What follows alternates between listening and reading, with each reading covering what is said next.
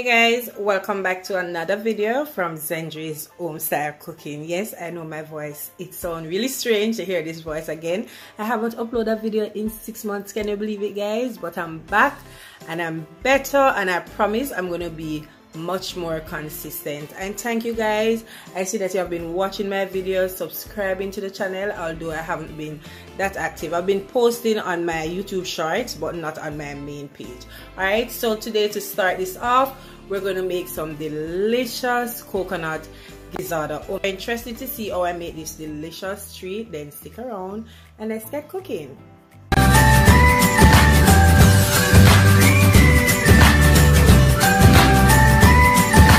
These are all the ingredients that we'll be needing to make this delicious gizzada. Okay, so we're going to start off with the coconut, which is the main star of the show. So I have here, this is 2 medium coconut, and I've just went ahead and shredded it. But if you don't have the fresh coconut, feel free to buy the one in the supermarket that is in the pack and it's already done for you, which will make it much easier. Okay, I also have 4 cups of all-purpose flour here, and I went ahead and sieve it so it's light and hairy. I have a tablespoon here, a teaspoon of rose water, a teaspoon of almond essence, as well as a teaspoon of mixed spice and a teaspoon of freshly grated nutmeg. Also to that, I have a cup and a half of brown sugar, 1 tablespoon of cinnamon powder, and I have here 2 sticks of butter, and this is coming straight from the fridge. You need your butter to be cold, you don't need it to be soft, because remember we're doing short crust pastry. Okay, so the first thing I'm going to do is to go ahead and start on the dough, because you have to put it in the fridge to sit for about 30 to 40 minutes. So we're just going to put this aside, and then we're going to start by adding our butter. What I like to do, you can use a knife to cut your butter in small cubes as well, but I just like to use this side of the grater, and I go ahead and grate it into the dough. Alright, so I'm just going to grate it like so, and remember you have to work really fast because your hands and the butter is cold, it will start melting, right?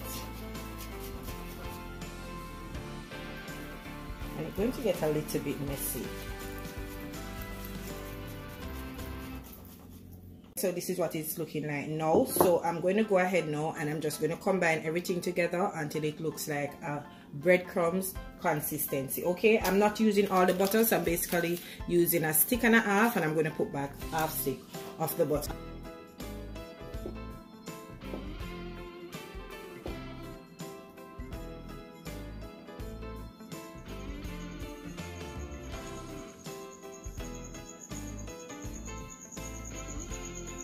Alright guys, so this is how it is looking. As you can see, all the butter is distributed evenly, so it's nice and crumbly. Or cold water gradually. Remember, we are not kneading the dough, alright, we're just molding it to shape a ball.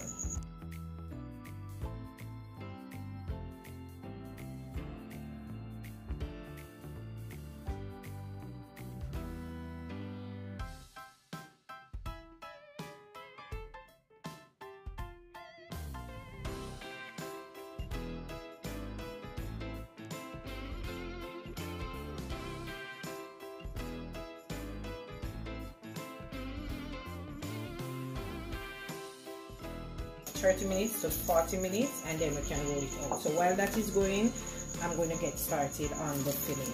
Alright, so to get the filling started, we're going in with a cup of water. To that, we'll be adding our cup and a half of sugar. Right, and we're also going in with the rose water, almond essence or vanilla, and then we're going to give that a mix. Alright,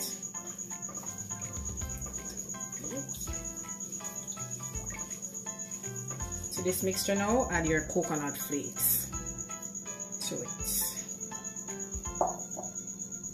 cinnamon powder, my mixed spice, as well as my freshly grated nutmeg. We're going to combine all these ingredients together.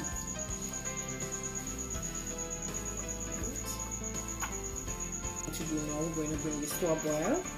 Once we bring it to a boil, we're going to turn our stove down on medium to low, and we're going to allow the coconut to cook and the liquid to be reduced from this. It should be looking sticky. All right, as you can see, guys, it's boiling up, so I'm going to turn it down now on medium to low. Okay, and we're going to allow this to cook and nice, and the sugar, everything melted and dissolved, and then it's nice and sticky and it smells amazing.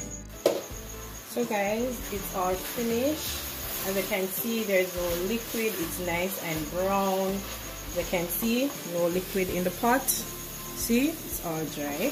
So I'm going to turn this off, and I'm going to put it aside and allow it to cool, and then we can start working on our dough. Okay, so my dough has been sitting in the fridge for some time now, about 2 hours, because I went on the road and come back. So I'm going to go ahead now and roll it out. Right. Right. Cut it in half first. Right. Then cut this in half again. I'm going to get about 8 from this.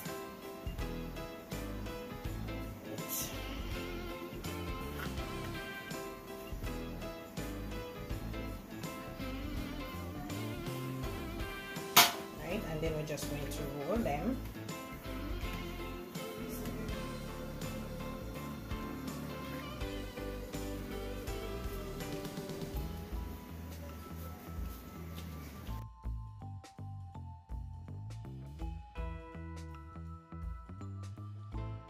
All of them.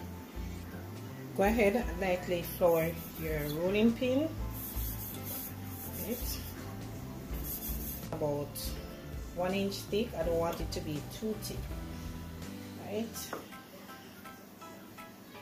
Stick it. So I need to add some more dough to it.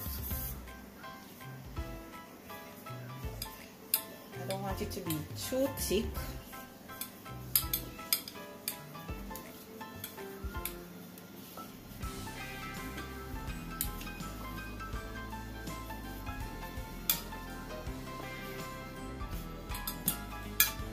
So it's nice and rolled out. So this is what I will be using. You can use whatever you want to use. This is the size that I'm going for. If you want to make them a little bit smaller, you know that you'll have to use a smaller container for that.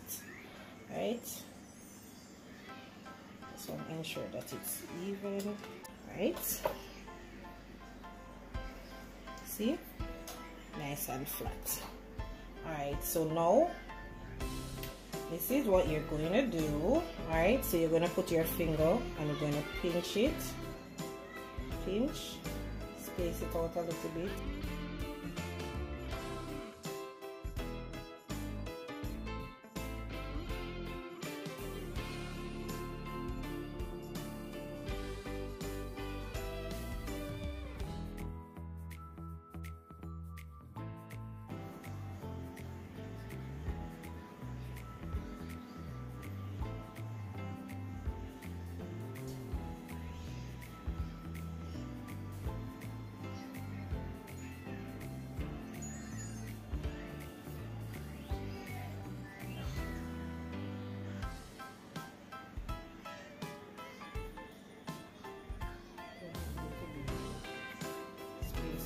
Too much.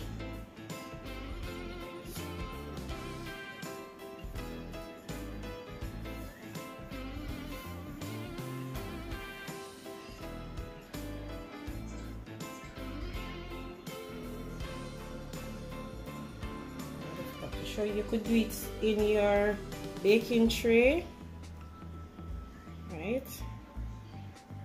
So that's how it is looking.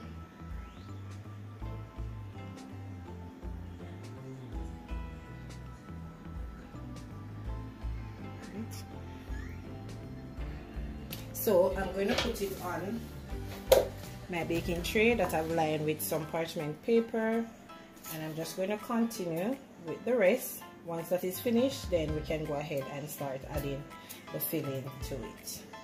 Okay, so I'm now finished, and in total I got 8. A little piece was remaining, but I put that up to use for something else at a later date. So I've already pre-light my oven, and it's at 180 degrees, and I'm going to bake these for 5 minutes. But what you need to do first is to get a fork, and you're going to poke some holes in the bottom, okay?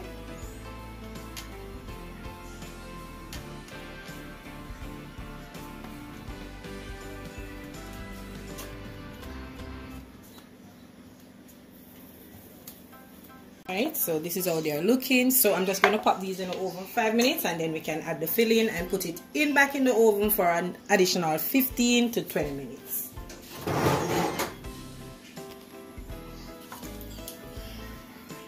So 5 minutes has passed, and they're baked, not fully baked. We're going to put them back in the oven. So I'm going to start now by adding my filling to them, okay? Right.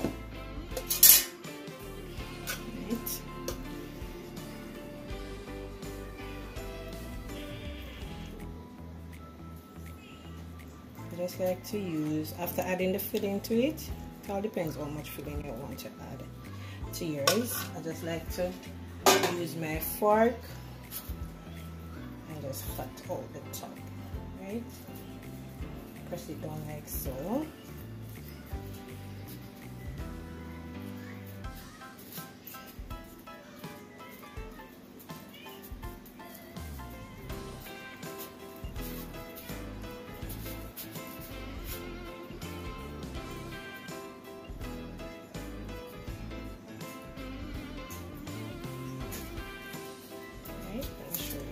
This one, see?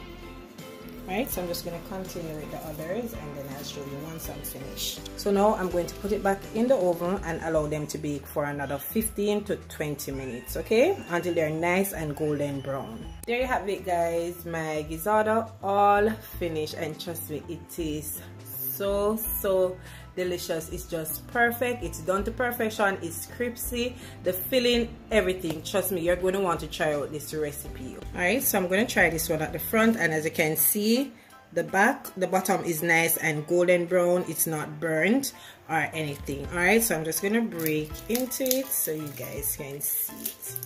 All right, and you can hear that little crunch. Look, see, it's not dry or anything.